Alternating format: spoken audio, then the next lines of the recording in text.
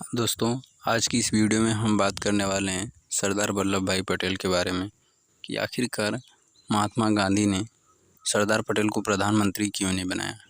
क्या वो इसके योग्य नहीं थे? तो चलिए दोस्तों, आज की इस वीडियो में इसी के बारे में हम पूरी विस्तार से चर्चा करेंगे। दोस्तों, वल्लभ भाई पटेल से गांधी की मुलाकात नेहरू से पहले हुई थी। उनके पिता झेवर भाई पटेल ने 1857 के विद्रोह में हिस्सा लिया था, जब वे 3 साल तक घर से गायब रहे, जिस समय क्रांति हुई थी। उनके पिताजी 1857 के विद्रोह के 12 साल बाद गांधी जी का जन्म हुआ और 18 साल के बाद 31 अक्टूबर 1875 में पटेल यानी कि पटेल गांधी से केवल 6 साल छोटे थे, जबकि नेहरू से 14 या 15 साल छोटे थे। दोस्तों, उम्र में 6 साल का फ़र्क कोई ज़्यादा नहीं होता है, इसलिए गांधी और पटेल के बीच दोस्ताना बर्ताव बहुत ही अधिक था। पटेल लंदन के उसी कॉलेज मिडिल टेम्पल से बैरिस्टर बनकर भारत लौटे, जहाँ से गांधी, जिन्ना और उनके बड़े भाई विट्ठल भाई और नेहरू ने बैरिस्टर की डिग्रियां हासिल की थीं।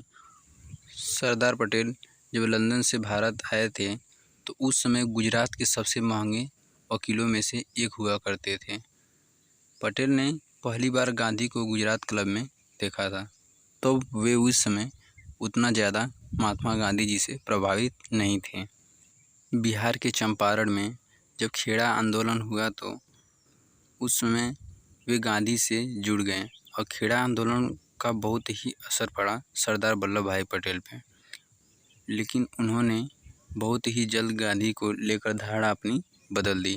दोस्तों, फिर समय आया आज़ादी का और अंग्रेज़ों ने 15 अगस्त 1947 की 1 साल पहले ही भारत छोड़ने का निर्णय बना लिया और उन्होंने कहा कि एक कमेटी को संगठित करके हम किसी एक व्यक्ति के हाथों इस देश की सत्ता को सौंप देना चाहते हैं, यानी किसी पॉलिटिकल लीडर के हाथ में।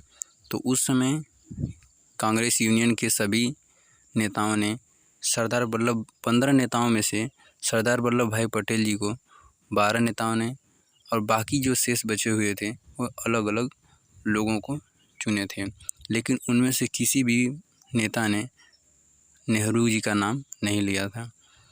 लेकिन सबको पता था कि नेहरू जितना पढ़े लिखे हैं और जितना आज़ाद भारत में एक ऐसा अंग्रेज़ जो भारत के पास भी था वो एकमात्र नेहरू ही थे।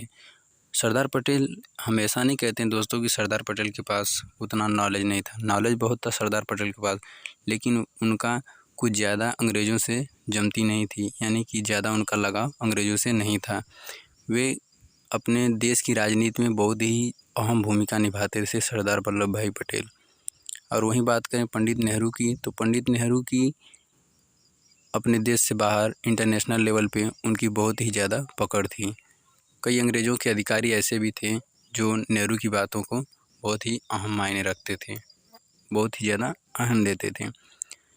दोस्तों, सरदार पटेल ने अपना नाम वापस क्यों लिया, हम इसके बारे में बताते हैं। तो जब कांग्रेस यूनियन के 12 नेताओं ने सरदार पटेल को चुना था, तब महात्मा गांधी जी ने ये कहा कि नेहरू कभी दूसरे स्थान पर आना पसंद नहीं करेंगे। इसलिए उन्होंने सरदार पटेल को समझाया और एक चिट्ठी लिखी और कहा कि आप अपने अध्यक्षता पद से अपना हाथ वापस ले लीजिए। कुछ समय बाद जब इस बात को पत्रकारों ने पूछा कि पटेल को प्रधानमंत्री क्यों नहीं बनाया गया, तो महात्मा गांधी ने कहा कि इसके 2 कारण हैं। पहला कारण ये है कि नेहरू कभी दूसरे नंबर पे आना पसंद नहीं करते हैं और दूसरा कारण ऐसा है जो कि हम बताना नहीं चाहते हैं। दोस्तों, दूसरा कारण बताने का यह कारण था, दूसरा कारण न बताने का, कि सरदार वल्लभ भाई पटेल की उम्र काफ़ी ज़्यादा थी और भारत की उस कठिन परिस्थिति में एक ऐसे नेता की ज़रूरत थी जो ज़्यादा दिनों तक भारत को संभाल सकें। इसलिए दोस्तों, सरदार वल्लभ भाई पटेल को प्रधानमंत्री के लिए नहीं चुना गया। फिर 1950 में सरदार पटेल जी का देहांत हो गया, यानी कि स्वर्गवास हो गया और 1952 में स्वतंत्र भारत में पहला चुनाव हुआ। तो दोस्तों, आप सोच सकते हैं कि 1952 में चुनाव हुआ और 1950 में उनकी